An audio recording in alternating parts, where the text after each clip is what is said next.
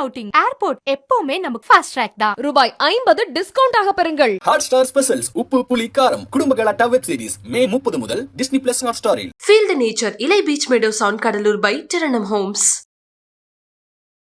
ஸ்டாலின் அரசே ஒரு காமராஜர் ஆட்சி தான். காமராஜர் ஆட்சி என்றால் நல்ல ஆட்சியை தருவதற்கு அதை உதாரணமாக சொல்கின்றார். ஸ்டாலின் அவர்கள் நல்ல ஆட்சி தருகின்றார் என்பதற்காக நான் அதை காமராஜர் ஆட்சி என்று சொல்லலாம்.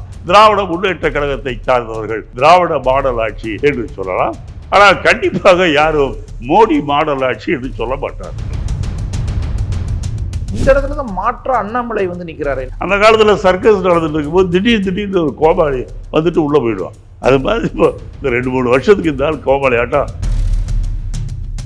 செல்வ பெருந்தகை சொல்லியிருந்தாரு, நம்ம வந்து காமராஜர் ஆட்சி அமைக்கணும், அதுக்கு போராடணும்னு அவர் சொல்லியிருந்தார். ஸ்டாலின் தலைமையில் இருக்கின்ற கூட்டணி இன்னும் கொஞ்சம் பலம் பெற வேண்டும். நம்ம வளரணும், நம்ம ஆளுங்கட்சி ஆகணும்னா ஆட்டோமேட்டிக்காக இப்போ ஆளுங்கட்சியாக இருக்கிற ஒரு கட்சிக்கு அதை அதிருப்தி தானே தரும். நீங்கள் உங்களை கெட்டவள் என்று சொல்லி நான் நல்லவன் ஆகக்கூடாது. நான் நல்லவனாக மாற்றா நீங்கள் வர்றீங்கன்னாவே அப்போ அது நீங்கள் வளர்ந்திருக்கின்றீர்கள், நானும் வளர வேண்டும் என்று சொல்கின்றேன். சொன்னால் உங்களை ஒழித்து விட்டு நான் வளர வேண்டும் என்று சொல்ல. செல்வ பெருந்தகை கேட்கிறேன், அவர் ஏன் இப்போ திடீர்னு நம்ம ஆளுங்கட்சி ஆகணும், அந்த அளவுக்கு வளரணும்? அதுவும் காங்கிரஸை போன்ற இயக்கங்கள், இந்த நாட்டுக்கு சுதந்திரம் வாங்கி தந்த இயக்கங்கள் நாங்கள் வர வேண்டும் என்று சொல்வதற்கே உரிமை இல்லை என்று சொல்வதை எப்படி ஏற்றுக்கொள்ள முடியும்? ஒருவேளை சார் சிக்னலோ எப்படி இந்தியா கூட்டணி வந்து ஆட்சிக்கு வந்துடும், அந்த டைமில் வந்து ஏங்க சிக்னல். இன்னொரு பக்கம் அமித்ஷா மாதிரியானவங்க ஸ்டாலின் பிரதமர் ஆயிடுவார் 1 வருஷத்துக்குன்னு சொல்லும்போது இப்பயே நம்ம இல்லைன்னு காட்டி வைக்கணும். அமித்ஷா போன்றவர்களுக்கு இந்த உள்ளாட்சி அமைச்சர் பதவியே பெரிய பதவி. மோடியை இந்திய கூட்டணி துரத்தி விட வேண்டும் என்பதை விட இன்றைக்கு RSSம் அமித்ஷாவை போன்றவர்களும் அதில் குறியாக இருக்கின்றார்கள். காரணம், நாளைக்கு அமித்ஷா பிரதமராக வரலாம் என்ற காரணத்தில் பால் அப்படி தூக்கி போட்டீங்க. இந்த பக்கம் பார்த்தா செல்லூர் ராஜு ராகுல் காந்தியை புகழ் பாடுறாரு. ஏற்கனவே அதிமுக காங்கிரஸ் கூட்டணி அமையலாம் அப்படின்லாம் சொல்லிக்கிட்டு இருந்தாங்க. எல்லாம் லிங்க் பண்ணி பார்த்தா ஒரு வேளை கூட்டணி கொஞ்சம் மாறுதோ. நீங்கள் மோடி சிந்திச்சு பார்ப்பதை விட நீங்கள் அதிகமாக சிந்திக்கின்றீர்கள். ஸ்டாலின் அரசே ஒரு காமராஜர் ஆட்சி தான் அப்படின்னு சொல்லியிருந்தேன். இல்லை, என்னை பொறுத்தவரையில் காமராஜர் ஆட்சி என்று நாம் சொல்கின்றோம். அதே போல் அந்த காலத்தில் அசோகர் இருந்தார் இல்லையா, அசோகரை கூட சொல்வார்கள் அசோகருடைய பொற்கால ஆட்சி என்று சொல்வார்கள். அது பொற்கால ஆட்சி, நல்ல ஆட்சி. காமராஜர் ஆட்சி என்றால் என்ன அர்த்தம் என்றால் நல்ல ஆட்சியை தருவதற்கு அதை உதாரணமாக சொல்கின்றார்கள். நாங்கள் காமராஜர் ஆண்ட போது நல்ல ஒரு அழகான அரசாங்கத்தை, மக்களுக்கு தேவையான ஒரு அரசாங்கத்தை, இன்னும் குறிப்பாக சொல்ல வேண்டாம், தமிழ் மக்களுடைய குழந்தைகள் படித்து முன்னேற வேண்டும் என்பதற்காக அன்றைக்கு காமராஜர் போட்ட அஸ்திவாரம் தான் இன்றைக்கு தமிழகத்திலே படித்தவர்கள் கேரளாவுக்கு அடுத்தபடியாக அதிகமாக இருக்கின்றோம். ஆகிய நல்லாட்சி தந்தார் என்பதற்காக காமராஜர் ஆட்சி என்று சொல்கின்றோம். அசோகர் நல்லாட்சி தந்தார் என்பதற்காக பொற்கால ஆட்சி என்று சொல்கின்றோம். அதே போல் இன்றைக்கு ஸ்டாலின் அவர்கள் நல்லாட்சி தருகின்றார் என்பதற்காக திராவிட மாடல் ஆட்சி என்று சொல்லும் போது நல்ல ஆட்சிகளுக்கெல்லாம் பேர், அதான் பொற்காலமாக இருந்தாலும் சரி, காமராஜர் ஆட்சியாக இருந்தாலும் சரி, திராவிட இயக்க மாடலாக இருந்தாலும் சரி, நல்லாட்சியை குறிக்கின்ற சொற்கள். அதை எப்படி வேண்டாலும் அழைக்கலாம். நான் அதை காமராஜர் ஆட்சி என்று சொல்லலாம். திராவிட முன்னேற்ற கழகத்தை சார்ந்தவர்கள் திராவிட மாடல் ஆட்சி என்று சொல்லலாம்.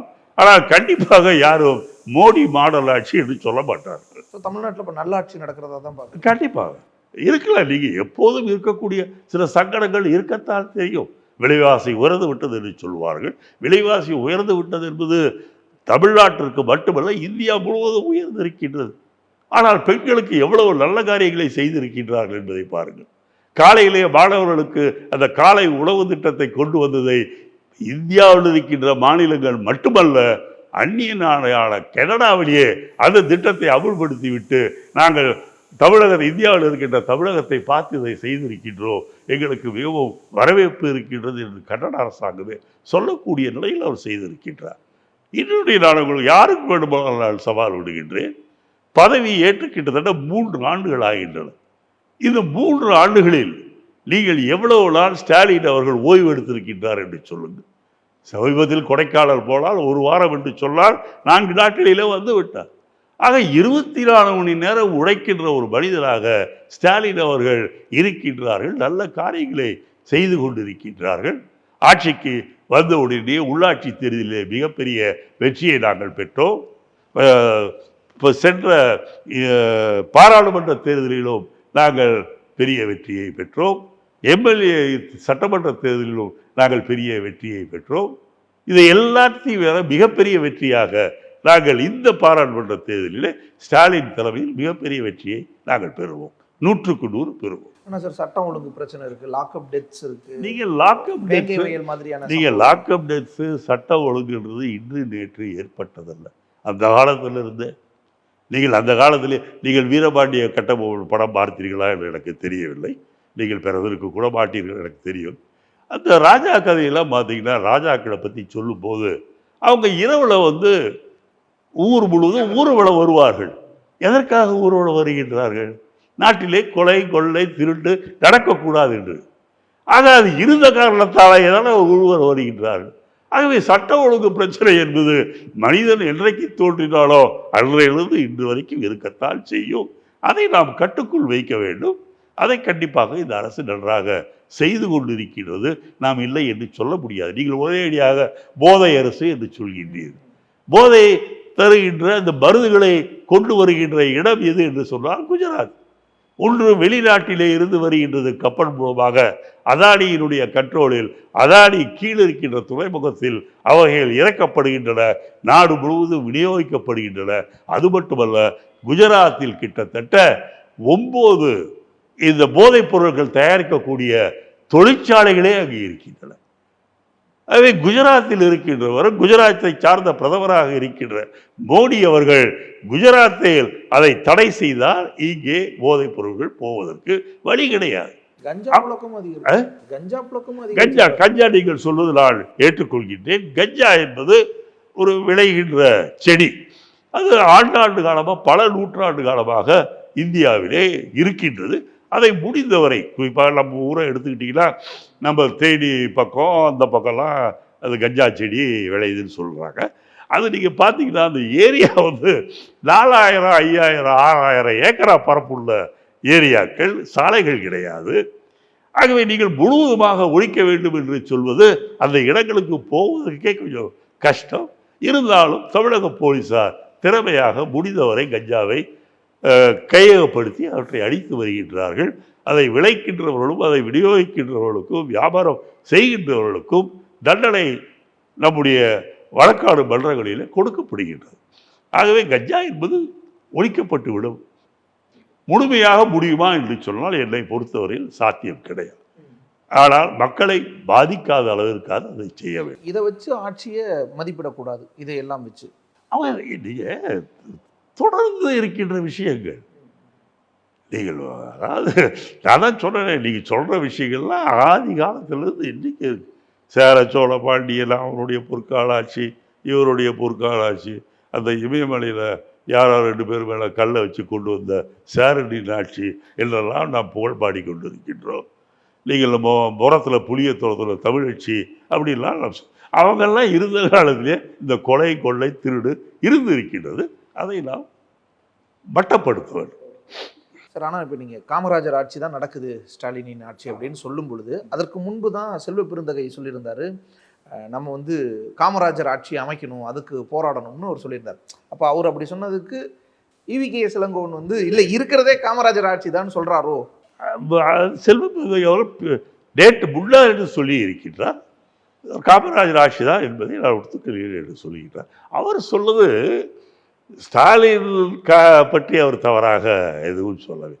கட்சியை வளர்க்க வேண்டும், நாம் ஒரு பெரிய கட்சியாக வளர வேண்டும், நாம் எல்லோரிடமும் கை நீட்டி சீட்டுகள் கேட்டுக்கொண்டிருக்கின்றோம், அது மாற வேண்டும், நாம் மற்றவர்களுக்கு கொடுக்க வேண்டிய நிலைக்கு வளர வேண்டும் என்று கட்சியின் வளர்ச்சியை பற்றி தான் சொன்னாரே ஒழிய ஸ்டாலினுக்கு எதிராக சொன்னார் என்று சொல்ல முடியாது. காங்கிரஸை வளர்க்கறதுக்கு தான் அவர் சொல்றாரு. ஆனால் நம்ம இப்போ ஆல்ரெடி ஒரு கூட்டணியில் இருக்கோம், அந்த கூட்டணி தான் ஆட்சியில் இருக்கு. அந்த கூட்டணி கட்சிக்கு மாற்றா போய் இவங்க அப்படி ஸ்டாலின் தலைமையில் இருக்கின்ற கூட்டணி இன்னும் கொஞ்சம் பலம் பெற வேண்டும். அதற்கு காங்கிரசும் கொஞ்சம் பலம் பெற்றால்தான் திமுக தலைமையில் இருக்கின்ற கூட்டணிக்கு ஏதுவாக இருக்கும். ஏனென்றால் இன்னும் 1.5 வருடங்களில் நாம் சட்டமன்ற தேர்தலை எதிர்கொள்ள இருக்கின்றோம்.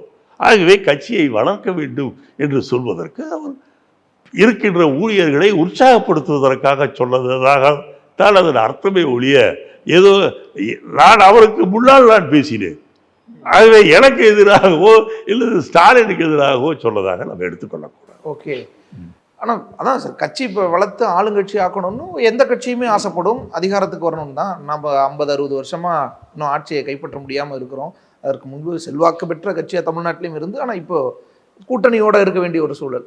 ஸோ நம்ம வளரணும், நம்ம ஆளுங்கட்சி ஆகணும்னா ஆட்டோமேட்டிக்காக இப்போ ஆளுங்கட்சியாக இருக்கிற ஒரு கட்சிக்கு அதை அதிருப்தி தானே எதிர்க்க வேண்டும் என்ற அவசியம் கிடையாது. நீங்கள் உங்களை கெட்டவன் என்று சொல்லி நான் நல்லவன் ஆகக்கூடாது. நான் நல்லவனாக மாற்றா நீங்க வர்றீங்கன்னாவே அது மாற்றாக என்பதை விட உங்களை போல் நானும் வர வேண்டும் என்ற ஒரு ஆசை. Right sir. இப்போ பாஜக அதிமுக கூட்டணி பிளவுக்கே இதுதான் காரணமா இருந்துச்சு. பாஜக தான் வளரணும், ஆளுங்கட்சி ஆகணும்னு அண்ணாமலை யாத்திரையெல்லாம் போனாரு, கட்சியை வளர்க்க ட்ரை பண்ணாரு. அதிமுகக்கு இயல்பாத அதிருப்தி ஏற்படுத்தி 2 கட்சிகளும் இப்போ கூட்டணி இல்லாத ஒரு சூழல் வந்துச்சு. ஏன்னா பாஜகவுக்கு நான் வளரணும்னு தானே ஆசைன்னு அண்ணாமலை சொன்னாரு. இப்போ அதே மாதிரி செல்வ பெருந்தகையும் சொல்லலாம், இவிகேஎஸும் சொல்லலாம், நாங்க வளரணும். அதிமுக எப்படி இருந்துச்சு? நீங்கள் பாரதிய ஜனதா கட்சி வளர வேண்டும் என்று நினைப்பதில் எனக்கு ஆட்சேபனை கிடையாது. ஆனால் மற்றவர்களை ஒழித்துவிட்டு மற்ற எதிர்கட்சியிலே இருக்கின்றவர்களுடைய ஆட்சியை தவறான முறையிலே நாம் கழற்றிவிட்டு நம்மோடு கூட்டணியில் இருக்கின்றவர்களையும் வேலை முடிந்த பிறகு தூக்கி எறிவது, இது போன்ற அயோக்கியத்தனங்களை எல்லாம் பாரதிய ஜனதா கட்சி செய்கின்றதே, அதுபோல் இருக்கக்கூடாது என்று தான் சொல்கின்றோம். எங்களை பொறுத்தவரையில் நாங்கள் திராவிட முன்னேற்ற கழகத்தோடு அணியிலே இருக்கின்றோம் என்று சொன்னால் கொள்கை ஒற்றுமையின் காரணமாக எங்களுக்கு கொள்கையிலே உடன்பாடு இருக்கிறது. சார்பின்மையில் ஒன்றாக நாங்கள் நடக்கின்றோம்.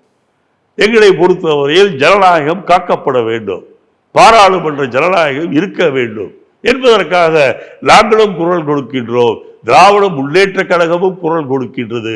எங்களை எதிர்ப்பவர்களே இந்த கூட்டணியின் தலைமையிலே இருக்கின்ற ஸ்டாலின் அவர்கள் எதை பற்றியும் கவலைப்படாமல் மிக அதிகமாக வேகமாக தமிழர்கள் காப்பாற்றப்பட வேண்டும் என்பதிலே உறுதியாக அவர்களை எதிர்த்து பேசக்கூடிய ஒரு ஆண்மைமிக்க முதலமைச்சராக இருப்பது என்பது தமிழகத்திற்கு கிடைத்த ஒரு நல் வாய்ப்பு. காங்கிரஸை வளர்த்தெடுக்கிறதுன்றது மாற்று அல்லது திமுக போட்டி அந்த மாதிரி அப்படிலாம் கிடையாது. நீங்கள் வளர்ந்திருக்கின்றீர்கள், நானும் வளர வேண்டும் என்று சொல்கின்றேன். சொன்னால் உங்களை ஒழித்து விட்டு நான் வளர வேண்டும் என்று சொல்ல. அதனால் அதை எப்படி வேணாலும் நீங்கள் எடுத்துக்கலாம். ஆனால் ஒரு ஊழியர் கூட்டம் நடக்கும்போது அது ஊழியர்களுக்கு கொஞ்சம் உற்சாகம் தர வேண்டும் என்பதற்காக சொல்லதானே ஒழிய இருக்கின்ற ஆட்சியை நாம் கொச்சைப்படுத்த வேண்டும் என்பதற்காக சொல்லதல்ல. என்னை பொறுத்தவரையில் நான் காங்கிரஸ் கட்சிக்காரனாக இருந்தாலும் கூட நான் என்னை தமிழனாக இந்தியனாக பார்க்கின்றேன்.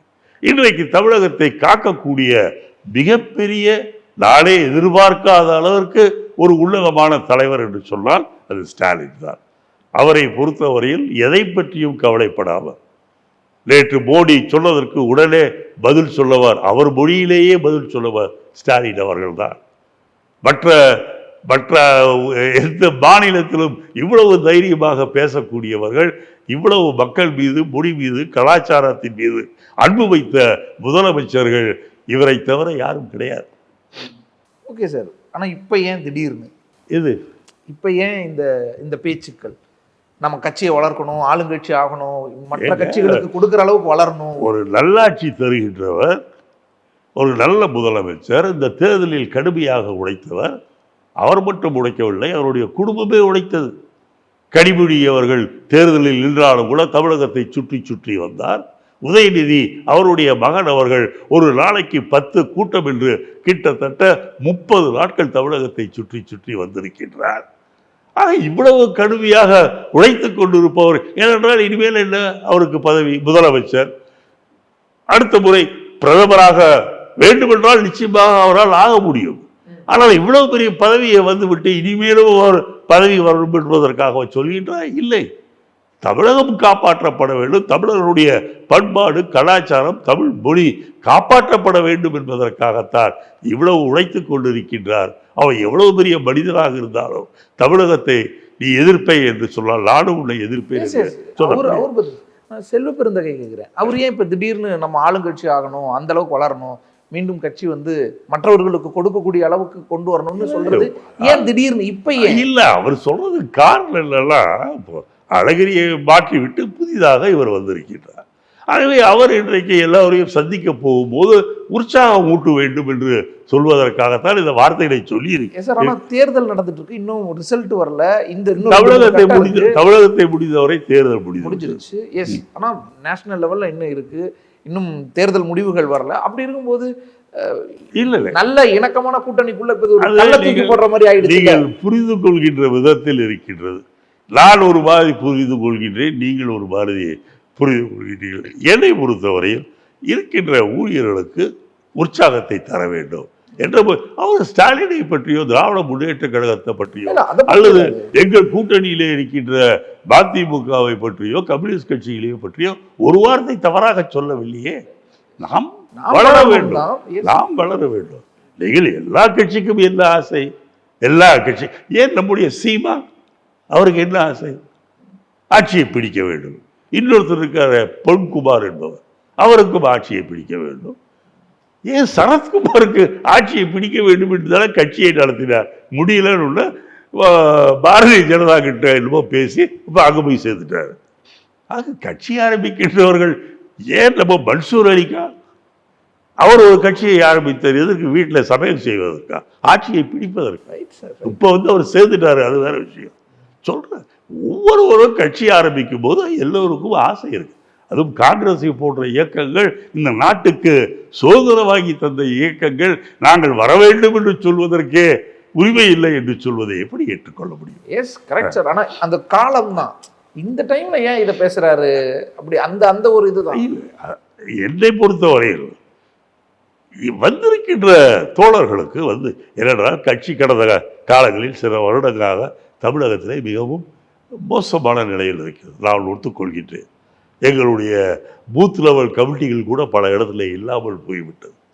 ஆனால் இன்றைக்கு கொஞ்சம் உற்சாகத்தோடு இருக்கின்ற ஊழியர்கள் அவர்களை கூட்டி வைத்து கூட்டம் போடும்போது அவர்களுக்கு நாம் இன்ஜெக்ஷன் தருவது போல உற்சாகப்படுத்த சில விஷயங்களை சொல்லுவோம்.